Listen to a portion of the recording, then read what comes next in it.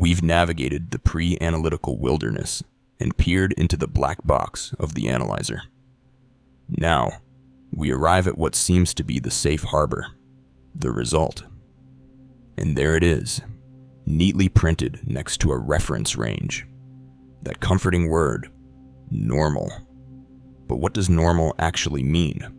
Statistically, biologically, individually? Today, we dismantle the reference range illusion, the dangerous assumption that the bell curve of a population defines the health of a single unique human being. Meet our patient, Anya. She's a lifelong elite marathoner, lean and supremely fit. At her annual physical, her routine blood work shows a creatinine level that sits at the very upper limit of the normal range. Her doctor, glancing quickly, moves on. All normal.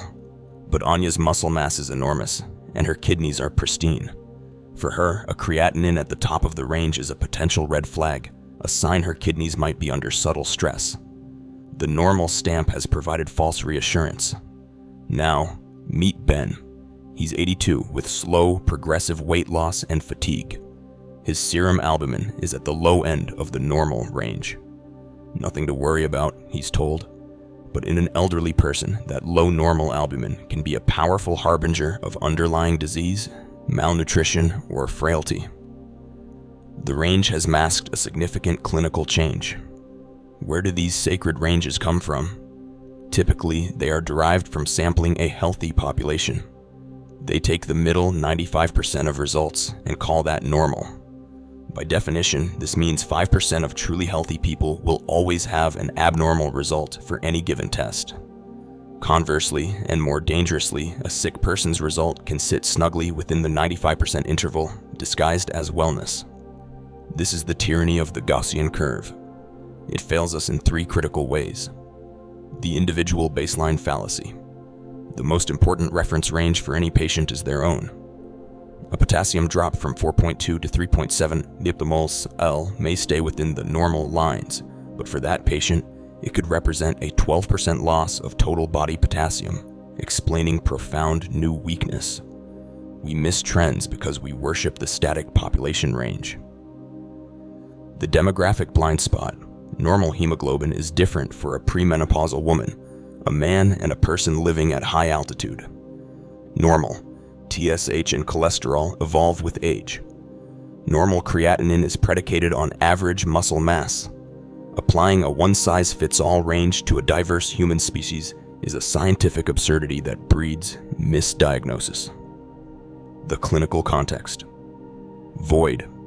The range has no clinical intelligence. A normal D-dimer is perfect for ruling out a pulmonary embolism in a low-risk patient. But in a patient with high-risk symptoms and a massive leg swelling, that same normal value is an active diagnostic trap. It can lead to the catastrophic dismissal of a major clot. The number without the story is a potential weapon. The antidote is not to discard ranges, but to contextualize them fiercely. We must chase the trend. A result is a dot. Two results are a direction. We must value serial measurements over single snapshots. Personalize the parameters. Use age, sex, ethnicity, and body habitus adjusted ranges where they exist. Integrate relentlessly. A lab result must be forced into conversation with the patient's symptoms, signs, and history. It is one voice in the diagnostic choir, never the soloist. That normal stamp is not a verdict. It is a suggestion.